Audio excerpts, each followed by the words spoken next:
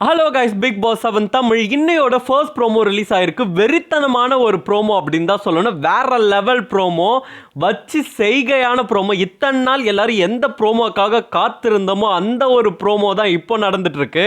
ரவீனாவோட குடும்பம் உள்ள வந்திருக்கு. மணிச்சந்திரனை வச்சு கிழி கிழி கிழி கிழின்னு கிழிச்சு தள்ளுறாங்க. ரவீனாவால் ஒன்றுமே பேச முடியல. நம்ம செத்தோண்டா மணின்ற மாதிரி விட்டா அரைஞ்சிருவண்டின்ற அளவுக்கு சொல்லியிருக்காங்க. என்ன ஆச்சு, என்ன நடந்துச்சு அப்படின்றத இந்த வீடியோவில் நம்ம இப்போ பார்க்கலாம். இன்னையோட ஃபர்ஸ்ட் ப்ரோமோ ரிலீஸ் ஆயிருக்கு. ஆல்ரெடி எல்லா ஃபேமிலிஸுமே வந்துட்டு இருக்காங்க. இன்னைக்கு வந்த முதல் ஃபேமிலி ரவீனாவோட ஃபேமிலி. ரவீனாவோட அக்கா தம்பின்னு தான் நினைக்கிறேன். 2 பேருமே வந்திருக்காங்க. அவங்க ரவீனாவையும் மணியும் வச்சு ரோஸ்ட் மேலே ரோஸ்ட் விட்டாங்க. என்ன சொன்னாங்க அப்படின்னா, எடுத்த உடனே ப்ரோமோ ஸ்டார்ட் பண்ண உடனே என்ன சொன்னாங்கன்னா, உன் மேலே நான் செம்ம கோவத்தில் இருக்கேன், எனக்கு வந்த ஆத்திரத்துக்கு நான் உன்னை அரைஞ்சிருப்பேன், நான் அவ்வளோ கோவத்தில் இருக்கேன் அப்படின்னு சொல்லிட்டு ரவீனாவோட அக்கா செம்ம காண்டில் சொல்கிறாங்க.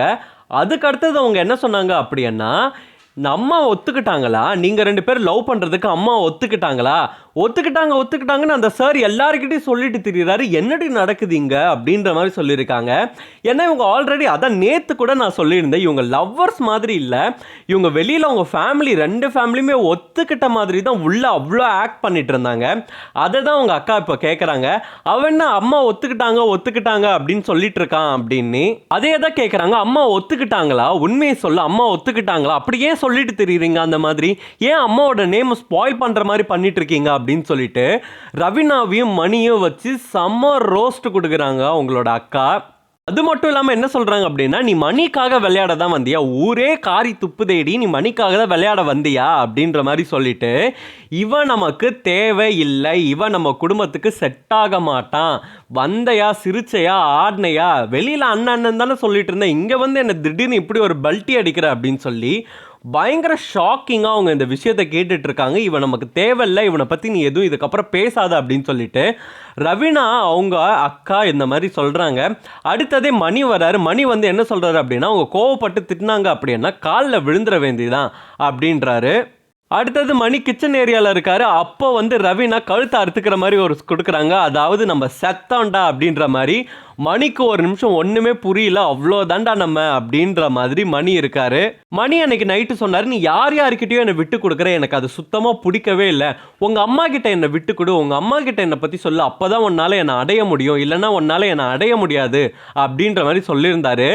அதுக்கு தான் உங்கள் அக்கா சொல்கிறாங்க, நீங்கள் சொல்லியிருந்தீங்களே எங்கள் அம்மா கிட்ட சொல்லி அடைய முடியும் அப்படின்றதுக்கு, இதெல்லாம் என்ன பேச்சு, இதுக்காக தான் உள்ளே வந்தீங்களா, அப்போ நீங்கள் விளையாட வரலையா அப்படின்ற மாதிரி அவங்க அக்கா கேட்குறாங்க. உங்கள் கேமை அவங்க தனியாக விளையாடுங்க, அது என்ன குரூப்பாக விளையாடுறது, அது என்ன ஒன்றா விளையாடுறது, இதுக்கு தான் நீங்கள் 2 பேரும் உள்ளே வந்தீங்களா, ஒன்றா விளையாடுறதுக்கு தான் உள்ளே வந்துறீங்கன்ற மாதிரி பயங்கர டோஸ் மணிக்கு இந்த தடவை விடுறாங்க. டைரெக்டாக மணியை பார்த்தே அட்டாக் பண்ணி கேட்க ஆரம்பிச்சிட்டாங்க.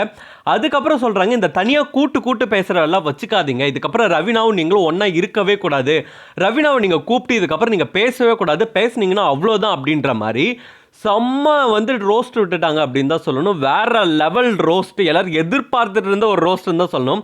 ஏன்னா மணியும் ரவீனாவும் வந்து அவங்கவுங்களோட கேமை விளையாடுவாங்க, மாற்றி அவங்களுக்காக மாற்றி விளையாடிக்கிட்டாங்க.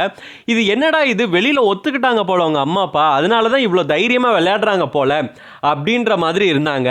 ஆனால் வெளியில் இப்படி ஒரு கதை போகிறது யாருக்குமே தெரியாது. ரோஸ்ட் விழுன்னு எல்லாருமே எதிர்பார்த்தாங்க, ஆனால் இந்த அளவுக்கு ரோஸ்ட் விழுன்னு யாருமே எதிர்பார்க்கல. கடைசியில் எப்படி ஆயிடுச்சு அப்படின்னா, சிவானியோட அம்மா வந்து ரோஸ்ட் விட்ட மாதிரி ஆயிடுச்சு. இப்போ இந்த ரோஸ்ட் மணியை வந்து ரோஸ்ட் விட்டது. ஏன்னா மணியும் ரவீனாவும் அந்த அளவுக்கு ஓவராக தான் பண்ணிட்டு இருந்தாங்க. எல்லாருக்குமே செம்ம காண்டாயிடுச்சு. ஒன்றா விளையாட வேண்டியதான், அதுக்காக மணிக்காக தான் நான் விளையாட வந்தேன், மணிக்காக தான் விளையாட வந்தேன்ற மாதிரி இருந்தாங்க. நேற்று நீங்கள் நல்லா கவனிச்சிருந்தீங்கன்னா பேசும், முகம் கொடுத்து கூட எந்த இடத்துலையுமே ரவீனா கிட்ட அவங்க அம்மா பேசவே இல்லை. எப்போவுமே அவங்க எந்த அளவுக்கு விலகி போக முடியுமோ அந்த அளவுக்கு தான் விலகி போனாங்க. அவங்க அம்மாவால் எதுவுமே சொல்ல முடியல, அதை நிறைய இடத்துல எக்ஸ்பிரஸ் பண்ணியிருந்தாங்க. இதெல்லாம் என்னால் இங்கே வந்து சொல்ல முடியுமா, என்னால் இதெல்லாம் வந்து இங்கே பேச முடியுமா அப்படின்ற மாதிரி தான் சொல்லியிருந்தாங்க. என்ன நடக்க போகுதுன்னு தெரியல, வர அப்டேட் வந்தபோது தான் தெரியும். ஆனால் வேறு லெவல் ஃபயர் இருக்குதுன்றது மட்டும் தெரிஞ்சிருச்சு. வெயிட் பண்ணி பார்க்கலாம் என்ன நடக்க போகுது அப்படின்னு சொல்லிட்டு. இந்த மாதிரி பிக் பாஸ் அப்டேட் தெரிஞ்சுக்கணுன்னா ஸ்க்ரீன் டாக்கிஸ் சேனலுக்கு சப்ஸ்கிரைப் பண்ணுங்கள்.